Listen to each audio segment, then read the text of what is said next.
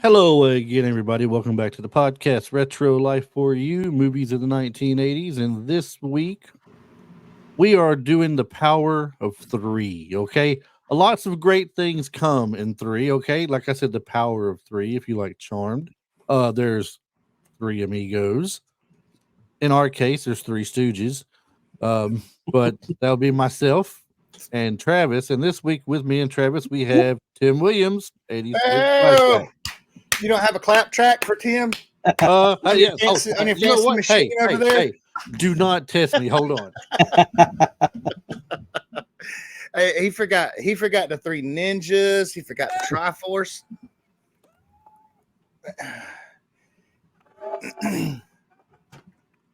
Yeah. Hear that? Did it play? Huh? No. No. We We didn't hear it. Ah! Well, you just made the list.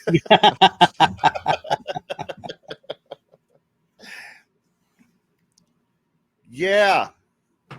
You just made the list. We got We that. heard one. that. Yeah. We got Why that can one. you hear that, but you can't hear the other one? That's I not don't know. fair. That is so Mm. unfair. I got to figure this thing out. You think I'd had it down by now? User error. That's I don't right. understand. You know what? In all honesty, though, I can play the intro and outro on here, and it'll pick up on the. You know what? It might be on the recorded podcast out before it's over with. You might just might not be able to hear it. I don't know. I'll Either way, I see later. appreciate it. Here, yay! Yeah. Yay! All right. Hey. Woo! Flick Flashback. Woo! Tell us about it. I want to appreciate all my three fans. Appreciate it. Thank you so much. No, but before we get started, though, go ahead and put your podcast out there. All right, 80s Flick Flashback. You can find us on Apple Podcasts, Spotify, Google Podcast, wherever you find your podcast. But myself and another 80s flick lover like Chris, who's been on a few times, we get together and we talk about one of our favorite movies, some of the great or sometimes not so great movies from the 80s. And we talk about our first time watch memories, favorite scenes, and even learn some fun, interesting stories about the cast and crew along the way. So you can definitely check us out. We've actually covered this one on the podcast not too long ago. So if you enjoy this one, head over and listen to our episode on my podcast as well, and hear some more stuff about this great movie. Heck Wasn't yeah. it about 2 months ago? I think so. 2 months? Yeah, it's been within the last couple of months. Yeah, somewhere in there.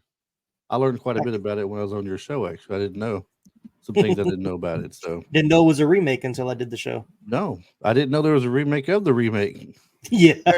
and Yeah. how many movies it has actually inspired, like which Right. you wouldn't call remakes, but you would call very much so homages and inspired buys. And Mhm. funny for me, Chris and I were talking about it. I have not actually seen this movie all the way through. I saw it as a kid running back and forth or whatever. Right. But I completely remember Rupert, but I don't remember. There was a lot of this I didn't remember, and what a phenomenal movie this actually. Like this Yeah. movie's Oh, yeah. phenomenal. Yeah. Now, And- there's a reason why it's inspired so many more too. So, what was the original then to educate everyone? Oh, you're gonna put us on the spot early. Do you remember Yeah, the no. name of it, Tim? It's a weird. The King of the Mountain was the name it was gonna be, but then they changed it to. Yeah, I should be more prepared. Well, I wasn't It expecting wasn't them to- called Dirty Rotten Scoundrels then. no, it no, wasn't. no. No. Oh, okay. No, it is a remake though. But there was a.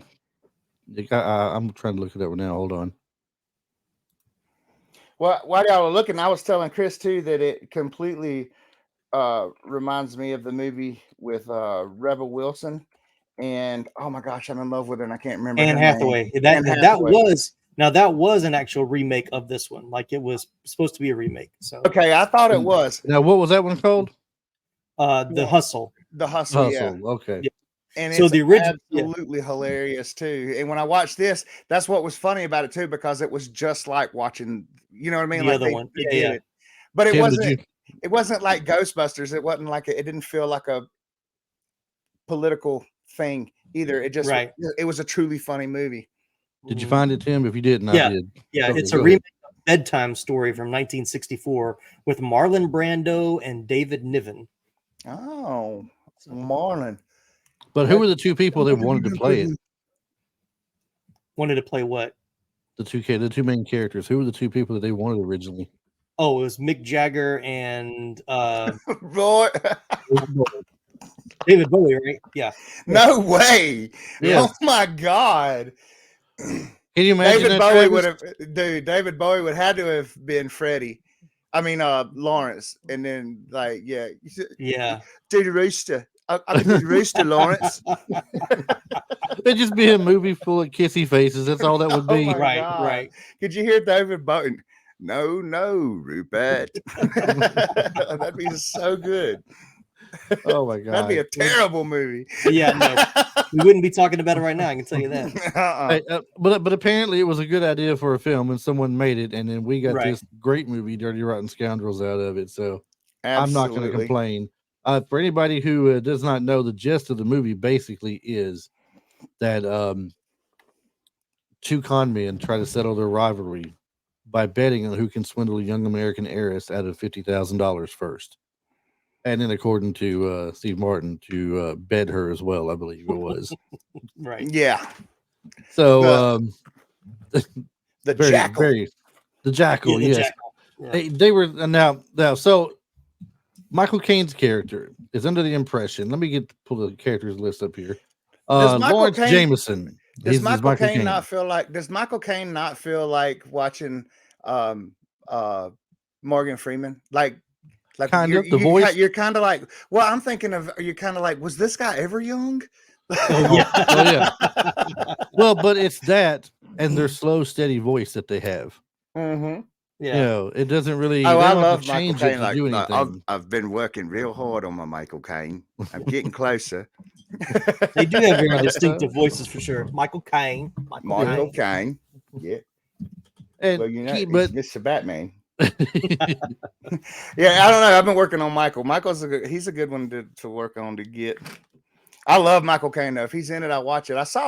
I watched the trailer for an older movie he was in that he was young in, and he had like strawberry blonde, in between strawberry blonde and brown hair, and it was kind of curled out on the ends. yeah. You know. hey, what was it Like late called? 60s. I don't remember. 60s or Yeah. 70s. Yeah, it was like they were having some kind of uppity dinner that he went to, and he was like fell in love with somebody. It's a love story movie. I can't remember the name of it. I have But no idea. I'll We go can back find and out. Hey, I watch tell it. you what, we'll find out in a minute. When we go over the character list, we'll Bet find you out. we will. I bet you we will. So Michael Caine, Lawrence Jameson, he believes that Freddie Benson, which is played by Steve Martin, is the jackal, and Right. he's there to take over his territory or to infringe upon his territory. And Michael Caine's had this, I guess, on lockdown for a while. What is it he's portraying himself to be? Was it a? It was He a was a prince king. of some He was sort. he was a prince, but he also worked with like the KGB or something. Because he was like people were after him and everything, and then he was also the doctor or whatever. Well, he became the doctor. I'm jumping ahead of myself. Yeah. His main con was that he was a prince and he was doing like undercover spy work or something, and and that the women's money would be helping out with the country with the country. It was like an economical scale, like you're helping an entire country type thing. Right, no, I couldn't dare take your money. I could not never take it. No. Take these pearls. No, I could never take that. I could never take that. So this movie with Michael Caine, I'm pulling Michael Caine. Since we're talking about him, I'm going to pull him up now. He's been in a lot of great things over the years. How far back do you think it was you saw this movie? What do you think? Would it be a 70s movie, a 60s? Is it an 80s movie? Or I doubt it's an 80s movie. 60s or 70s? The movie that I'm talking about? Yeah. Well, so there's another one that I know for sure because Jude Law remade it because everybody was talking about how much he looked like Michael Caine. He was Alfie, right? And Jude Law remade Alfie, and he does resemble him, but I would say it was in color, which it could have been redone in color. But let's see, I got him pulled up right now too. I really am not sure. Alfie was in 1966. Yeah, it was probably around that time. Yeah, he's been in a bunch of movies for his but he was in the original Italian Job in '69. Maybe not the same movie, but forgot about that. Yeah, no, I don't remember which one it was. I'd have to come across it again. He was in the original Get Carter that Stallone remade back in. Oh, really? Now I didn't know that was a remake movie. That's Yep. interesting to know. I didn't know Get Carter was a remake either. Mm-hmm. Mm-hmm. How about that? And then which one did Arnold do that was like a parallel? Remember Arnold did one not long ago. It was like a Get Carter type thing. Oh, It was his name too. I forget yeah, what I it was. can't remember. But it was kind of the same thing. Like everybody was out to get him. Mm-hmm. Mm-hmm. I'm not gonna lie and act like I know because I can't think of what it is. I'm trying to think of the last movie that Arnold did because he hasn't really done like a full movie besides the Expendables movies. Right. I mean, he was in the movies with Stallone, what called Escape was it- Plan. Escape Plan movies. Yeah, They were pretty good. It wasn't the Get first the one. The first one was good. I can't tell you about the other ones. The second one was pretty good too, for sure. Well, I'm gonna tell you right now, the episodic little show he did on I think Netflix is I've yet to see Fubar. It is amazing. Oh, really? Okay, yeah, yeah. Fubar is hilarious. I started it, but I didn't finish it. I've yet to see it. I'm bad for it. I want to watch it. And I keep putting it It's off. Gunther. It's something Gunther. Oh, Killing Gunther. While we're killing Gunther. Yeah, Yeah, yeah, that was Killing Gunther. comedy. Yeah, That's a what? Schwarzenegger's version of Get Carter.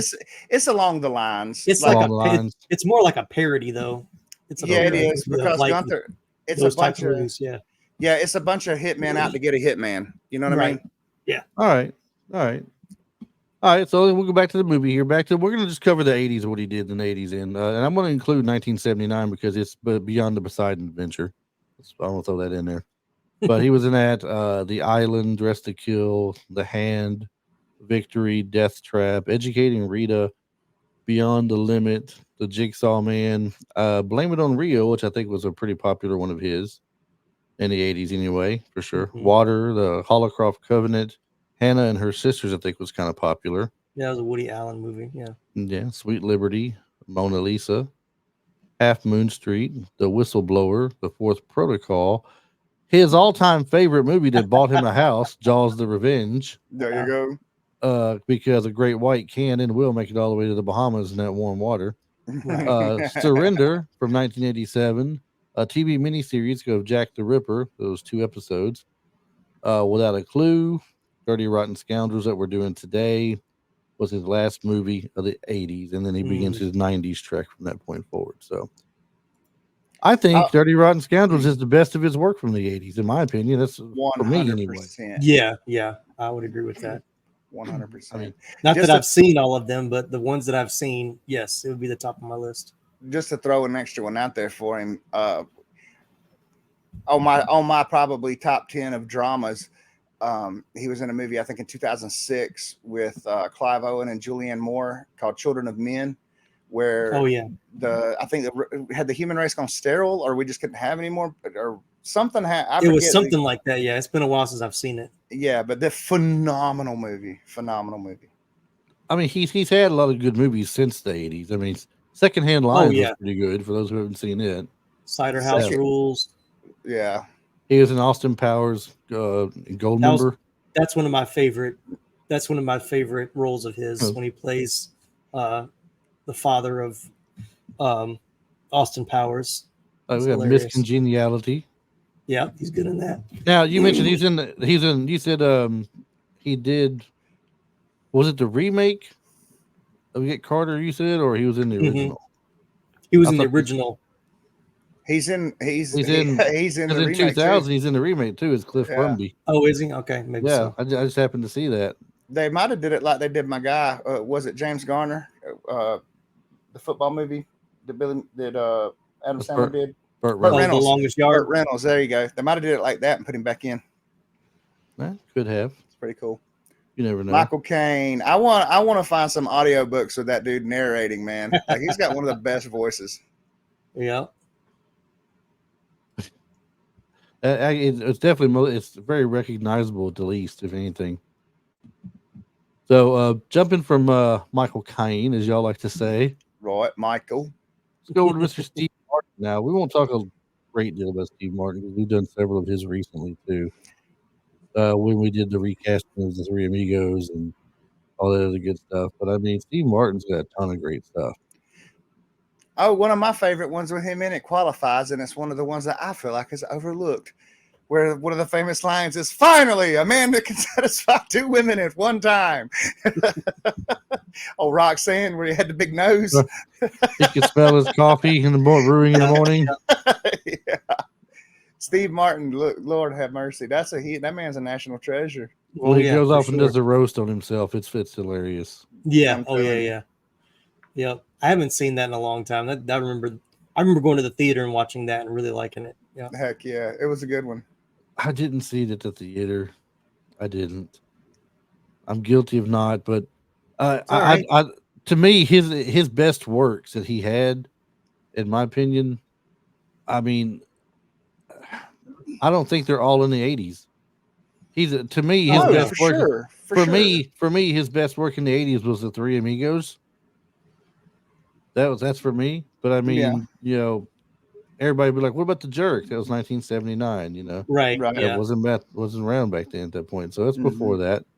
The Jerk was definitely the best, and Yeah. and would get him canceled if he tried to make it. Oh, these of days. course. All right. Yeah. Now I say Three Amigos is the best, but Roxanne was 87 a year later. So I mean, Yeah, Roxanne was in the 80s. Oh, he had a couple of good ones there. Now I didn't really watch Bowfinger in the night. In the 90s, he didn't have a lot on here. Mhm. No, he kind of, yeah. And he took a break in the night. I think he was doing more writing then. Right. And he was doing music too, because like he plays the banjo and he toured and did stuff. And he is But- he is like, I tell you what, though, believe how good he is on the banjo Exactly. too. Like, Oh, he yeah. can play. I messed up though. Hold on. I am looking at his Writer credits. writer credits. I was doing the same thing. How did I do that?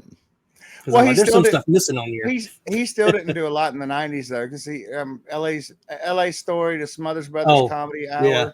He did Father of the Bride Smothers movies. Brothers ran from 1967 to 1993. The Smothers Brothers. Are you serious? No, I think it came back out. Like they did like some, like it stopped and then they came back. I think for a season or two. That makes more sense because I was about to say that'd be like, wow. No, but yeah, I think for the 80s, Three Amigos is great.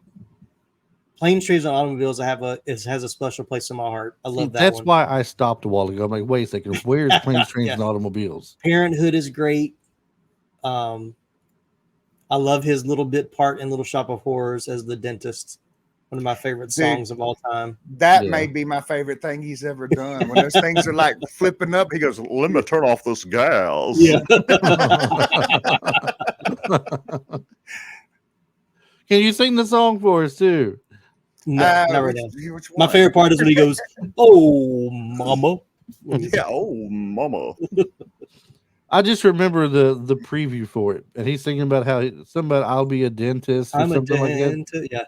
Yeah. And then he goes to stop and say, "Hey," or something. And I think he hits something or somebody. Because he wants the song is about, as a kid, all he wanted to do was inflict pain on things, and so his mom says, "You got to find something you love to do," and he became a dentist because he loved giving people pain, and so one of the best scenes of that movie is when it's him and Bill Murray, when Bill Murray comes in as like the pain, he's addicted to pain, so he wants he's like, "What's wrong with you, man?"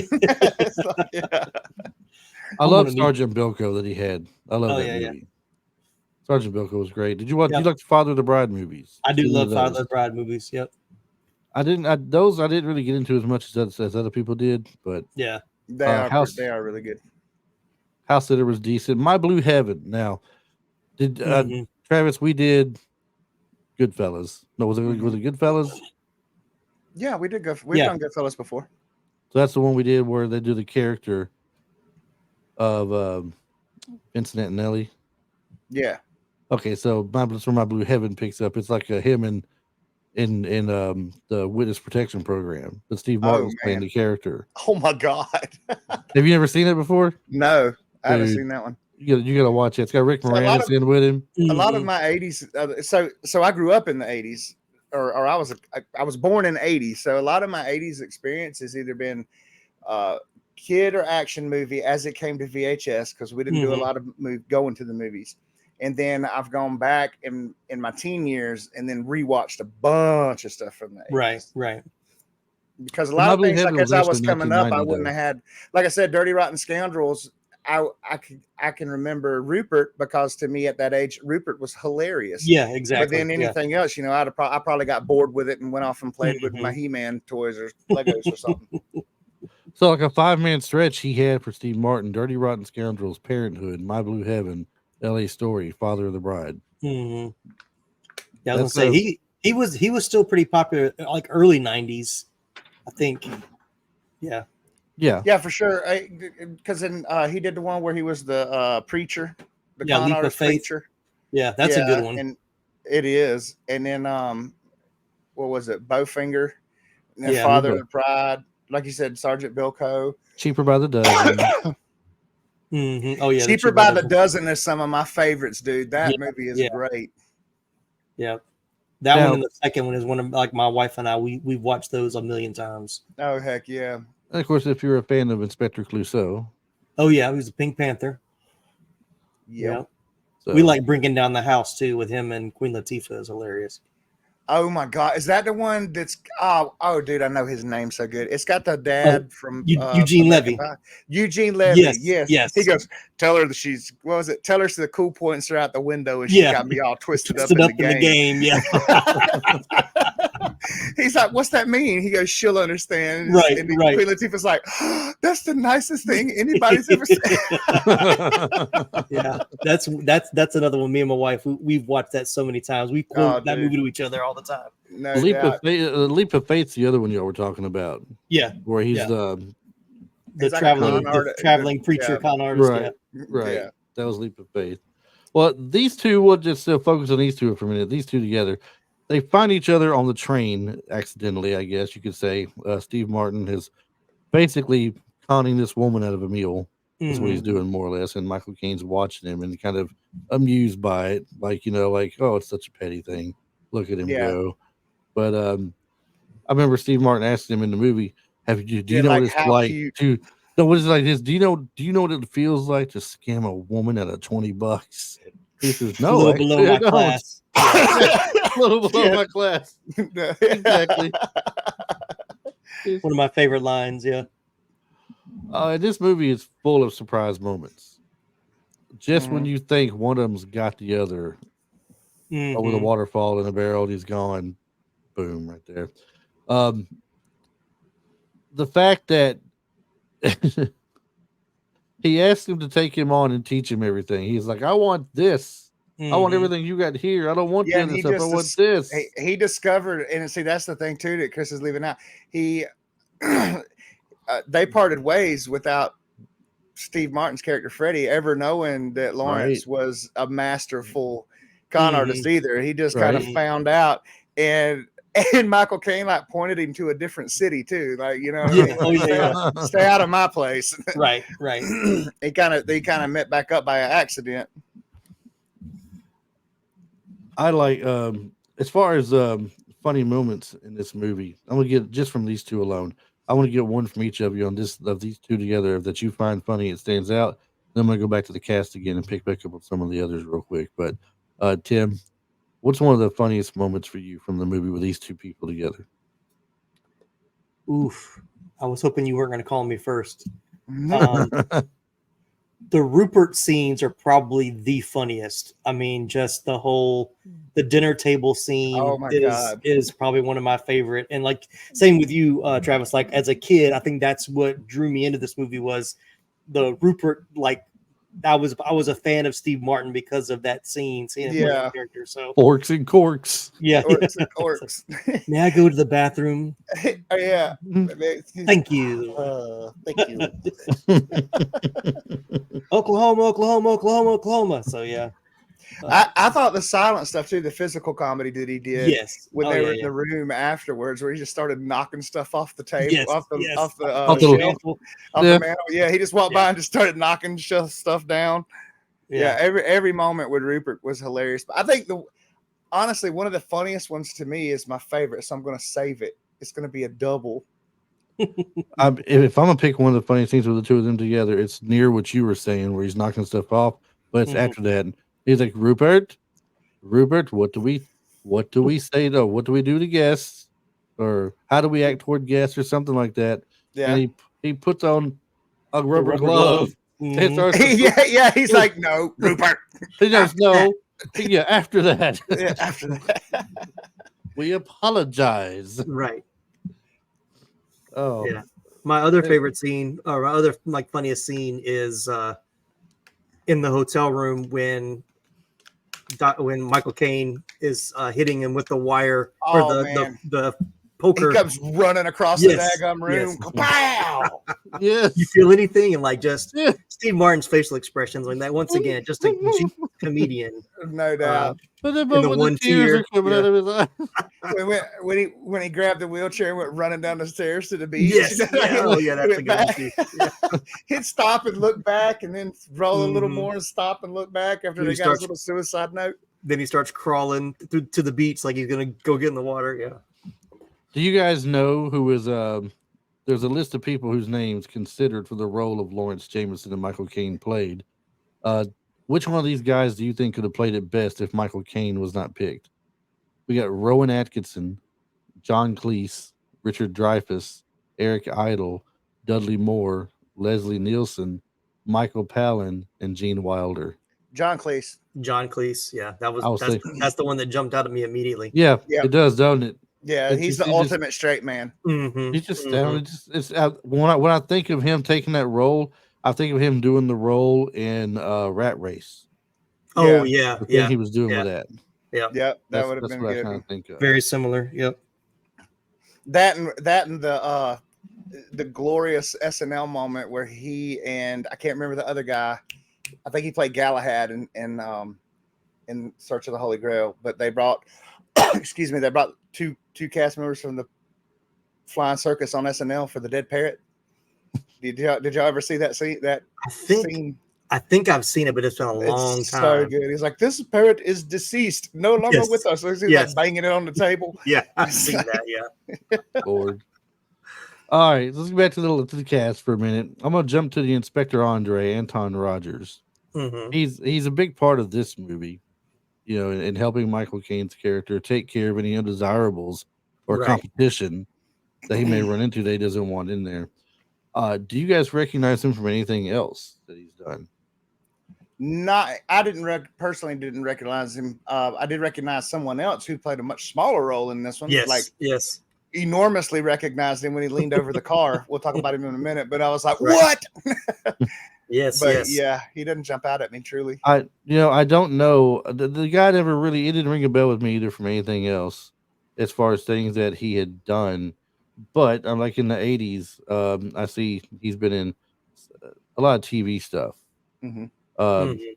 Something called a TV miniseries called Pictures and Saturday Night Thriller and BBC think- Play of the Month. Yeah, I think he was more of a British actor, so he's probably not going to be as familiar to American audiences. And he is. He's Right. a British actor. He's a lot of TV shows that are British that was Mhm. I've seen her earlier. And then we get the Fourth Protocol, which I don't think was a British movie, but then Dirty Rotten Scoundrels and so on and so on. Mhm. After that, he's Son of Pink Panther and still a lot of stuff that's, in my opinion, more British related probably. Mhm. Yeah, I absolutely. don't recognize the movies or anything at that point. Glenn Headley. Mhm. Headley or Heady? Let me go back. I think it's Headley. Headley, yeah. Headley, yeah. Yeah. Glenn Headley. Headley. Janet Colgate. The lady that they are trying to get that she's the one the bet's made on, right? Right. Absolutely, So, yeah.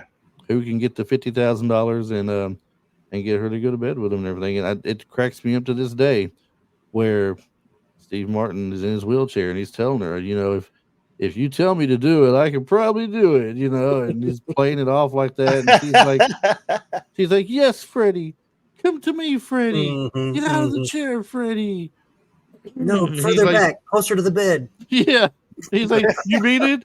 You're not just playing with me. You mean it? You mean it? He's like, You yeah, mean come it? on, Freddie. Come on, Freddie. And he starts making his way up. He's like one step at a time, like, yes. Yes. Mhm. And I keep thinking of Three Amigos when he does that. Yeah. And then Yeah. also the chains pulling back, Mhm. But anyway, when he finally gets there, and he thinks he's about to win the bet, and all of a sudden in the corner you hear Michael Caine going, "Yes, Freddie, we're all here." Yeah. Like, how did you get? He's thinking, how did you get here? He thought he put him on that boat or something Now, with I haven't seen her. the other sailors. I only recognized her. I recognized her. It took a little bit, but I recognized her. But only from one other thing, and that was as Tess in the Dick Tracy movie with Warren Beatty. Yeah. Yep. That's probably her most recognizable role outside of this one for sure. Yeah. I know this is going to sound funny when I say it, but she was also in Mr. Holland's Opus. Mm-hmm. And Sergeant Bilko. Cool. Oh, and one of my mom's favorites. She was Elmira in Lonesome Dove. I didn't know that. Dawn. I should have known her from there. Yeah, I haven't seen Lonesome. I saw Lonesome Dove, but I wasn't even thinking about Lonesome Dove. I do well with faces most of the time, but like I said, Lonesome Dove was my mom's thing. I know it only because of her. Yeah. She also played Ben Wyatt's mom on Parks and Rec. If you're a Parks and Rec fan, Oh, cool! I have never seen that show still to this day. Shame on you. It's I keep all I keep hearing from people is Parks and Recreation, The Office, Letterkenny. Oh God, you still haven't watched Letterkenny, bro? No, I have not watched Letterkenny. I have not. Letterkenny is my absolute favorite. I hope they do another Shoresy. It's got an offshoot for Shoresy too. The only thing about Letterkenny versus the other ones, I'll go ahead and let everybody know, is there's a lot of language in that one. Yeah, but it is fall out of your chair hilarious. I don't know why I've never watched them. Well, I mean, as far as Parks and Rec, I heard it's a lot like The Office, and The Office just doesn't do anything for me. It's not as dry as The Office. Yeah, it's not. Yeah, like someone said, it's like The Office is a little bit more kind of sarcastic, not mean spirited, but it's like it's not as peppy. And Parks and Recreation is very peppy, and it's like it's silly, like it's totally silly. So like it's in between it's in between The Office and 30 Rock. Yeah, that's which one was it that had Chris Pratt in it? Parks and Rec. Parks and Rec. Yeah, Parks and Rec. Okay. Yeah, and he's like one of the funniest people on that show, no doubt. Well, he's a funny guy in general. Yeah, well, really silly. That was everybody's funnier when they're fat, man. that was chubby Chris. That's why I said about Rebel Wilson. I'm a chubby chaser too. I like my women thick. I thought she was still beautiful, but she's just not as funny anymore. Fat Patricia was one of the funniest things I've ever seen in my life. But Chris Pratt on Parks and Rec, that was not supposed to be like, he wasn't supposed to be an actual cast member. Like he was only supposed to be in like the one episode, and he clicked so well with the cast, they actually wrote him into the show and kept him coming back. So when we did our recasting of the Three Amigos, I almost had Chris Pratt as one of my amigos. I really wanted to. He would have, but I thought. But the problem is, I thought I didn't want to give up Ryan Reynolds playing Dusty Bottoms because he's still. I was afraid if I put Chris Pratt in there, it would be overkill with him and Ryan Reynolds together. Nah, I don't think so. I think it'd be great because their sarcasm together, I think would be that would be over the top. And if you're recasting the Three Amigos, you need that over the top anyway. You know what I mean? Like that's all slapstick hilarious stuff anyway. You know. Like him and Chris Hemsworth together are too much, dude. They're hilarious. Thor and Star-Lord. Oh my God. But we know who's in charge, though, don't we? Of course we do. Me. Oh yes, of course. Yes, of course. It's your ship, of course. So, all right, moving along to the next person. I believe this might be where Travis wanted to go a while ago. We have a butler named Arthur. Yes. And who is Arthur played by, Travis? The Dark Lord of the Sith. Unlimited power. Ray's grandpappy. Right. Mr. Ian McDermott. Oh. Does he go by Ian or Ian? I always thought it was Ian. I don't know Because for you got sure. Ian McClellan, and then you've got It's Ian true. McShane. It's true. I don't know. I don't You know, know. for the longest time, and thankfully, Tim found out from somebody else, I believe, and corrected me on it. I would say Amanda Weiss, Amanda which Weiss. was the girl that was from Elm Street and Better Off Dead, Dead. and that's Amanda Weiss. And I was like, Oh, it was Weiss. It thought is I would, Weiss. Weiss. It's yeah, I mean, Rachel Weiss. That's the one. That's how you got to Right. Yeah, It's spelled differently. Yeah. Yeah. who was it that corrected you on it? Was it Diane Franklin? Was she the Diane one you Franklin. showed? Yeah. Okay. She said she said her name, and I was like, oh well, I've been saying that wrong forever.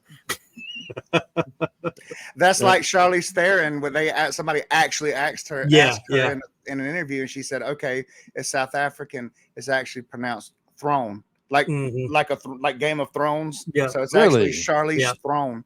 Mm-hmm. Wow. I okay. I did not Yeah, know she that. said that herself. That came out of her mouth. Well, hey, it's, I was that's like, her wow, then. okay, call it what you want. There's another one. Not too. Well, all right. I always for Princess Bride, I always said Carrie Ewells. Is it It's Elvis? Elvis. That's Elvis. Elvis. Yeah. I've said Carrie the only Ewells reason why I for a know long it time, too. when we did Princess Diaries. Oh my Long God. Princess Bride. Someone shoot me. Yeah, When we did the Vampire movie, Diaries. when we did, well, there's a Princess Diaries movie because my daughter used to watch it all the time. Yeah. But when we did that, I did some little clips they did for interviews for the movie on the morning talk shows and everything, and they announced him every time, Carrie Elwes. I'm like, I butchered that for a while. You know what? You know what's crazy about Mr. Ian McDermott That is when when the remakes came out, the prequels. I mean, when the prequels came out, I was like, wow, how did they get somebody to look just like the Emperor? right. It's like because it's the same guy who played the Emperor. It's like what in the world? Like 20 years later, how in the heck? Same person. Same person. Is there anybody else that stands out to you in the cast that you want to go ahead and bring up real quick? I mean, because it's mostly what I'm seeing here. It's more of the women that they were hustling along the way. One of the Dana Ivy, who's Miss Reed. She's been in a ton of stuff, but she's not someone that you would really. She's just a recognizable face, but she's not someone that I would say is like a big time actress. But. Right. You got the lady in the dining car was Nicole Calfin. You got Megan Faye, lady from Oklahoma, and Fannie Eubanks. It was played by Barbara Harris. Yep. I'm trying to remember Fannie Eubanks. Which part did she do? I'm not remembering her either. I think she was the first lady that Jameson swindled. Yeah, the first. She's the one that kept on to give money. Yeah, and she saw him again when he pulled up at a a hotel and had the other woman in there with him. He's like, "Yeah, that's the one." Okay. How about she was in a couple episodes of your favorite TV show. My favorite TV show. Chris's favorite TV show. Well, that's what I say. I get several. I mean, like Dukes of Hazzard, Charmed. Who was that? Hang on, let me find it again. Or not the one you're talking about. I'm sorry. Megan Faye was one of the ones that I recognized her name, but I didn't know why. Oh, Megan Faye. She looks like she played one of the white episodes of as a white lighter. She did. She's been in a bunch of stuff that I've seen in past. My wife binged out Gilmore Girls. She was in there. If you hadn't brought up and said Charmed, I wouldn't have thought of that. But when I seen you said Charmed and I looked at her, I said, "Oh, that was the white lighter that came down for the one episode and took over for Leo. They wouldn't let Leo do his thing with him." Yeah, because I remember all this. Yeah, she's been in a ton of stuff. My gosh, she has been. But you know, some of the best movies you'll find out there are just an accumulation of nothing but people who had TV experience. It feels like that's true. Very true. We've had several. What was that intergalactic boxing thing we did the show on? Oh, dude, no real big was stars. So good. It was so good. But there's no real big stars in it. They were all TV, TV actors and actresses. If you hadn't asked me, I could have told you because Arena. Arena. Arena. Was it called The Arena? I think it was just called Arena. Okay. Yeah, Have that you seen movie it, was Tim? You haven't, you gotta watch fantastic. Yeah, I know it's on my list. I remember you talking about that on one of our other episodes, and I was like, It I still is- have to watch it. Dude, that's a fantastic sleeper. I don't know how that one got under everybody. That one got past everybody. Mhm. And it looks like the cover of the VHS or the movie poster or whatever. That's something we totally would have went for during that time frame. So I Right. don't know how in the world I'm renting from Blockbuster every weekend and missed that movie. So, question for y'all. I don't remember this in the actual movie. I saw it in the preview. Hang on, Michael just Caine. wait. Before you start though, we were going through the names of the people in there. Okay, so English sailor number 1, Rupert Holiday Evans. Really? How mad would you be? Right. That's Rupert. great. Holiday. Rupert Holiday Evans. That's his name. Oh my gosh. That's pretty great. I guess it's no worse than a parent that names their daughter a stripper name or something. Yeah. Well, just the fact that his real name was Rupert, and then they Right. called The Rupert. character in the movie is Rupert. Yeah, I'm like, dang. No, I'd be Rupert. I'd be staring like, really, guys? Or they're on set and they're saying to Steve Martin, Rupert, and this other guy goes, yeah. Yeah, right. What can I do for you? We did speak of this earlier, so I'm gonna bring it up real quick. The movie grossed worldwide $42,039,085. And there's no listing on this page I'm looking at as far as what the estimate was to film it or anything, but opening weekend in US and Canada, 3.8 million. December 18th, 1988. Mhm. That's pretty good for a comedy, I would think. I don't know if people would expect more with Steve Martin in it, but I mean, I think that's a decent amount of money made for the movie. It wasn't it wasn't the funniest movie of all time. I It mean, we're wasn't talking the about, greatest. It was funny though. It talking- was good. but we're also talking about 1988. Right. Mhm. Yeah. So It's like movies make $1 billion these days. Well, the movie tickets cost $50. It costs $50 to go to the movie nowadays. And I guess they do. don't remind me. Can't get to him. I'm about to take advantage, I think, of that little AMC thing they offer where you That's pay what I like have. $30 a month and you can watch as many movies you want during the month. Heck yeah. Discounts Oh, on yeah, popcorn and Coke. You're talking about the Regal Crown Maybe it's Club or Regal. whatever? They both have one. Yeah, Regal Okay. has Do one, they? and AMC has one Okay. too. Yeah, I do Okay. the Regal one, and I get free movies all the time. Mm-hmm. Yeah, I'm gonna have to go that route. It's getting to be too much really for me. So I'm looking at the box office for when Dirty Rotten Scoundrels came out in December of '88. Yeah. There were 4 other new releases that week. Haunted Summer, which came in at 16th, which it was a Canon film, so I'll let you know where that was. Yeah. Torch Song Trilogy at 15. I'm Gonna Get You Sucker at 13. Oh, It came in at number 5, but it was beat by Rain Man at number 2, and Twins was number 1 at the box office for the second week. Wow. yeah. Be kind of hard to keep Twins out. We have to be Tim. We have to be careful when we bring up anything. It's got that's. Hey, hold on. Tim. Hey, anything that's got Arnold Schwarzenegger in it, we gotta be careful around Travis. Yeah. I transform and I can't get out of this voice for days.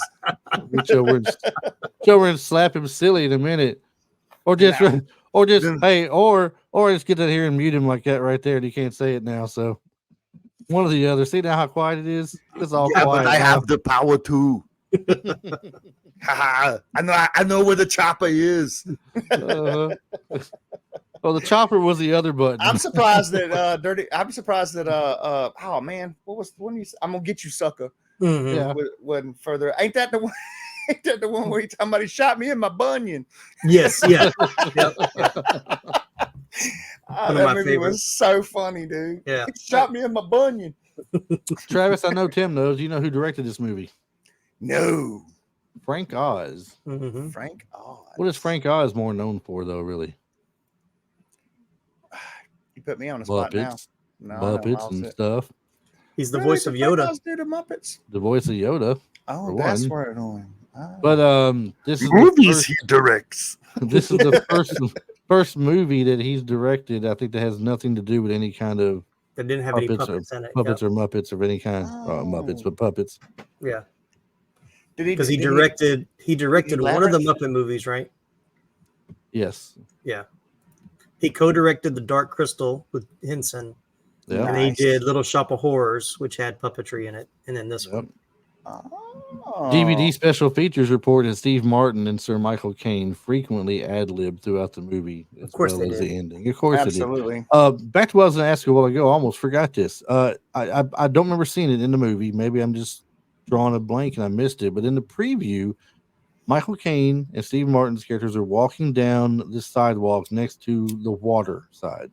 Mhm. All of a sudden, they pass by this woman who's just, I guess she's looking out at the water, and Steve Martin just nonchalantly reaches out and pushes her in the water and keeps on walking. Mhm. Keeps walking like it didn't happen. Was that in the movie? No, I they don't think filmed. They so. filmed that specifically for the trailer. Okay. Like that was not in. They like it was an idea pitched by Steve Martin, Yeah. and they took a day off from filming to shoot that 30-second trailer. Dude, I watched this trailer Yeah. before we came on earlier, and I saw that It's and so funny. immediately busted out laughing. Right. I'm like, I do not remember that. That is Yeah. awesome.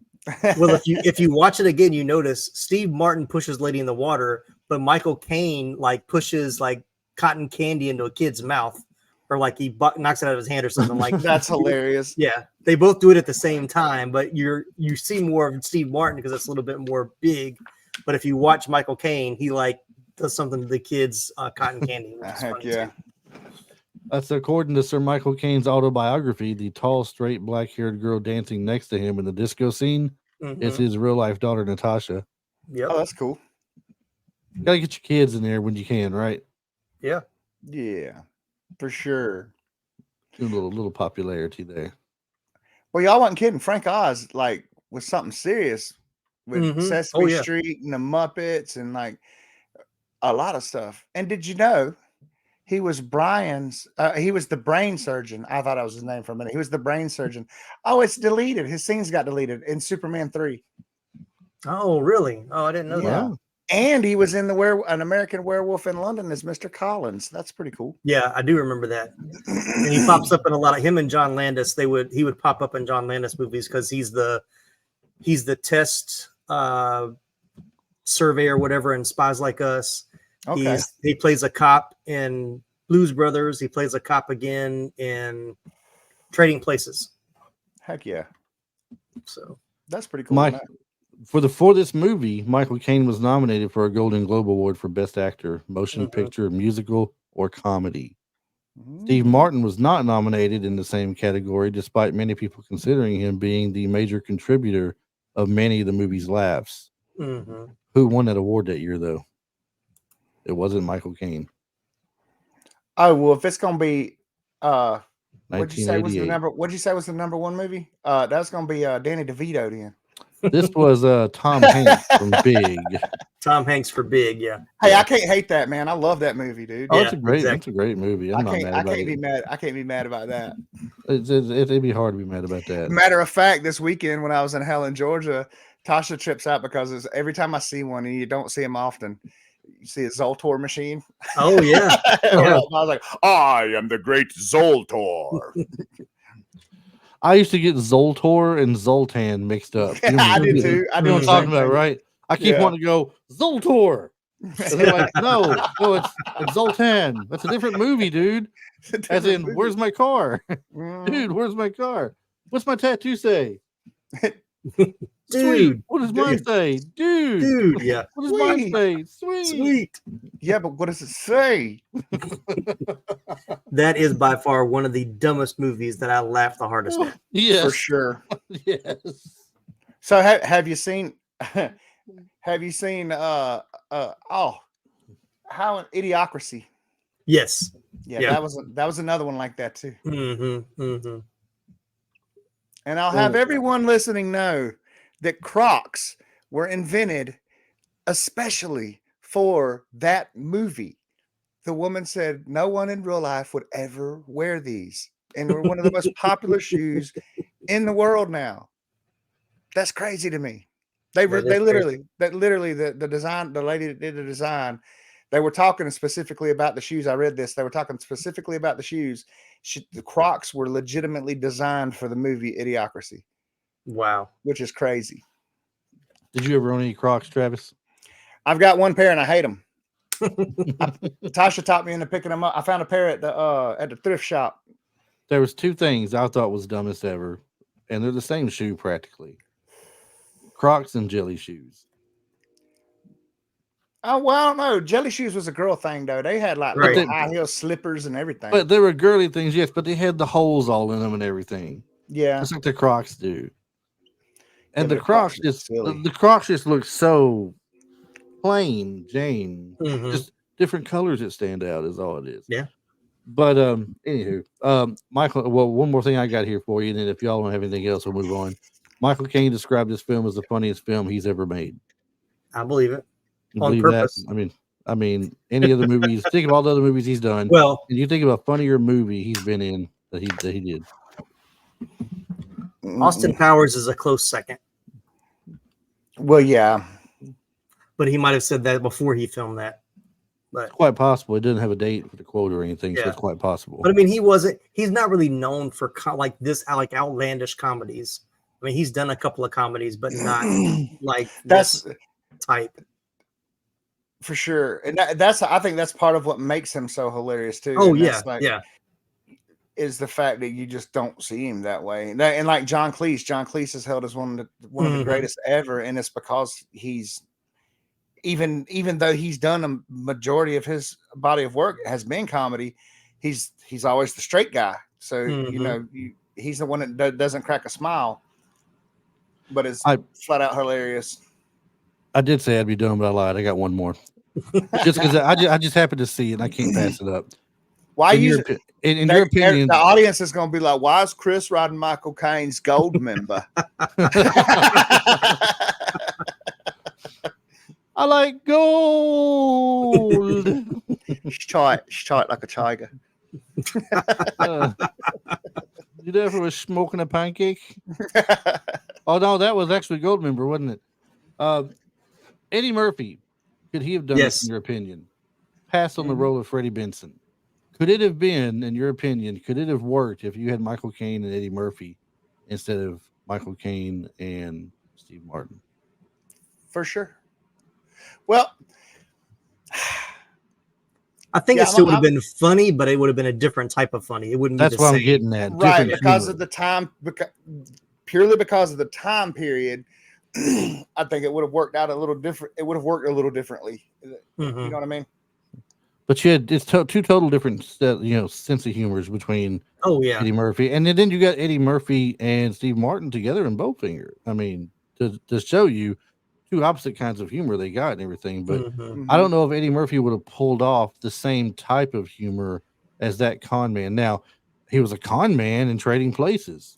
I was gonna say that's what I was about to say. That would feel to me like a Trading Places type dynamic there too. Yeah, I mean you could. So I mean, he could pull it off, but I don't think that it would have been quite the same. I don't know if I would have liked it the same, but I may be sitting here if it had never happened with Steve Martin and it was Eddie Murphy from day one. Today I might be looking at it and going, "That's the funniest movie I've ever seen." Well, not only that, I can never say that Eddie Murphy can't. Because Eddie Murphy introduced himself to us as he can do it all. Right. So he's hailed as one of the GOATs because of Raw and Delirious. He was doing characters, he was being silly, he could do slapstick, his James Brown, get in the hot tub, water too hot. Everything that he did, Mr. Robinson Neighborhood. He proved that he could sing, he could do slapstick, he could do serious, so I'm with you on, I don't know if I would have liked it as much, but then again, when you go to the hypothetical of you wouldn't have known any difference, Yeah. So go ahead and say spoiler alert right now. I'm gonna put it out there. Spoiler alert. If you don't want to know how the movie ends, this might be the end of the show for you, I guess. I don't know. Hopefully, go ahead and turn it off. Hopefully, you go ahead and listen the rest of the way through for us. If you haven't seen it by now, shame on you. Right. The way Right? this movie was brought around at the very end, when I first seen it, I was like, "Oh my god, that is perfect! Yes. That is a Mhm. perfect thing that just happened. You just blew me away with it. I mean, they think they're getting the best of her and all this stuff. Then I guess what Michael Caine gets what he gets to feeling bad for it or something maybe, and wants to just get her on a plane and send her out. Yeah. And Because Steve, he only stole from people that could afford it. Right. right, and then she ends up taking off with everything. As it turns out, she was the jackal. Mm-hmm. Yeah. Mhm. It's hilarious how that turned out, and I'm like, this is beautiful. And he was and then impressed with it. He smiled Yes. about it. Like Yeah. he Yes. loved it. yes, it was like he was like it hit him. He's like, it's beautiful. Yeah. That's awesome. But then they're sitting there talking about it, and next thing you know, she's coming down the hill with a group of people. She's got the next con in play, and she's bringing them in on it. Mm-hmm. Yeah. Wouldn't let Steve Martin talk at all. Oh yeah. Just Sorry, he's a showed mute. up. Yeah. Yeah, he's a mute. Yeah, Yeah. because everybody knew he was the dope. Like, and see that was what I said earlier. That when we get to the what was our favorite part of the movie, that Yeah. was also the funniest part to me because of the way that they were just looking at her in utter astonishment, and then Michael Caine just looked at her, and then he rolled with it. He just came Yeah. out with that accent, Oh, yeah. just like, yeah, let's go. Mm-hmm. Yeah, I love that. So great movie. So all in all, Travis, what would you give this? If you're ranking it out of 10, what would you give it? Bro, I mean, to be honest, for what this movie is, the time period and everything, and comedy, bro, it's perfect to me. It's a 10. This movie, I don't see Wow. what would make this movie better. I cannot improve this movie, so it's a 10 for me. I mean, if the criteria is what can make a movie better, or is there anything that was terrible in it, then I have to agree with you. I mean, it's right there at a 10 mark for sure. Mhm. I very rarely give perfect scores to anything though, because there's always something you think that could be added or something. I usually stop at about 9.5, so I'm gonna give it a 9.5 just to be realistic on it. But that you may as well say 10 if it's 9.5. Hey, You know, reality is perception. You can't say that. That's your reality. So Tim, how's your reality going with it? Oh, yeah. I think I've on IMDb. I think I have it as a 9. Because I grade my stuff by rewatchability. This is a movie that I can watch. I've seen it so many times. It still makes me laugh. It's still stuff that I enjoy. And it's so smart. That's the one thing I love about Steve Martin. He's such a great writer, and his comedy is smart. Like like the quick line, the one-liners are so well done. So, and then just the pairing of the two of them together is great. Like I said, the straight man and him being kind of the wild and crazy guy. But yeah, it's kind of like with Travis. There's nothing about that I could say would make it better. But I don't give out 10s very easily, so it's going to have to be a 9 for me. But 9 is still pretty high because I don't have a whole lot of 9s either. But yeah, this is by far one of my favorite comedies from the 80s. You're not going to find a 10 from me often either. And I'm telling you, going back and watching something from that long ago too. Mm-hmm. And I think what contributes to me giving it such a high score is the fact that I realized I haven't seen it all the way through. Mm-hmm. And it's like, this is the first time that I've went back and watched one that was just absolutely like, that's one of my favorite movies ever. And I didn't watch the whole thing until I was 40 something. Right. Yeah. Like, that's crazy. That's high praise. Cause I mean, an 80s movie that holds up now, still being funny, still being relevant. I mean, there's nothing that really dates this movie that much. I mean, it holds up really well. So for sure. But yeah, it's so funny. It's so funny. All right. Well, one more time, if you will, Mr. Williams, give us your podcast information again. 80s Flick Flashback.com is our website. You can go there. You can listen to all the episodes there. You can find us on the social medias, Facebook, Instagram, and TikTok. I have some stuff on YouTube, not as well as Retro Life for You, but I'm just trying to get that worked up some too. But check us out. We drop a new episode every other Friday. I'm doing some bonus episodes right now. I got a series called Forgotten 80s Flicks. So I'm checking out lesser known 80s movies. So we just did The Money Pit, which just came out. And then I've got Space Camp coming up pretty soon. So yeah, we're gonna have a good time. Check Awesome. us out. The Money Awesome. Pit was the 80s. That was Yes. the 80s. Tom Hanks and Shelley Long. Yes, sir. Oh, wow. House just falls to pieces. Yeah. That's why I said Man. Chris and I had talked before about doing a show and calling it. That wasn't the 80s, or something like that. You know, like We have this. Or that we was the this- 80s. Yeah, Like, we it have was this like, it thing. wasn't that long ago. we have That's this a good thing that's a with good some, name. That's cool. Yeah. For some movies that were late 70s and early 90s, we had this thing about this going, wait, that wasn't 1989 or that wasn't 1981. We're like, no. Right. Yeah. Yeah. We're talking yeah. about Smoking the Bandit of all things. I said, wait, Yeah. that wasn't early 80s? He said, No, no, that man, was like 70. 1977. Yeah. Man. Like, there's no way. He said, think about Right. it. We were watching it when we were young in the 80s. Mhm. That's why you're Mhm. thinking it's the 80s. Oh, that's a good point. Yeah. But yeah, that would be great. You know, Mhm. hey, if anything, Travis, we can make that a special segment on YouTube. Yeah, exactly. Yeah. Ooh, there we go. Be a little special segment for us. I Yeah. like that. As Tim was saying, we're on the social medias as well here for Retro Life for You. You can find us there at mostly Facebook and Instagram. I don't really do the TikTok because I'm not very good with it. But I have here lately been uploading our old stuff, our old all of our old episodes up to YouTube. Some of them do not have video. I've lost the video to some of them, unfortunately, and it's just picture with some the actual audio and behind it going. But surprisingly, some of those episodes like that have got a lot of listens on there. I've noticed, or a lot of views. I was Yeah. quite impressed. I was quite And I'm impressed. wearing a with that, to be shirt honest. this time, guys. That's right. And And we appreciate and I'm not gonna throw any names out there, Sandy. But Yeah. Travis has a shirt on this week. Yeah. I didn't realize that was going to be the first one we went to YouTube with either. I'm like, Look, we're doing Still Look. Magnolias of all movies too for me to be sitting here with my shirt on. oh my God, I'm gonna But get him. that was fitting. We was in Louisiana, man. It was hot. I'm gonna get a message later saying thanks for not putting my name out there. Sandy. Oh my yeah. God. We also have a website, www.retrolife4u.com. And on the website, when you go to the episode you want to listen to, if you click on the show notes, it gives you the opportunity to watch the video as well. So whenever I upload the video to YouTube, I just copy the link over there and you can watch it from that page, or you can go straight to YouTube and watch it there if you want to as well. So make sure you're liking, sharing, following us. You know, if you do anything for us, just share us with one of your friends. You know, it starts with one share to a friend that might like it, and they may share it to somebody else. Before you know it, we're taking off. So we appreciate all that you guys do and listening for us. And before I head out, Travis, do you have something this week, or should I just go ahead and zip it on out? I'm waiting on them to make a movie with a female con artist where the character's name is Misleading. Misleading. Ooh. Speaking of bad jokes.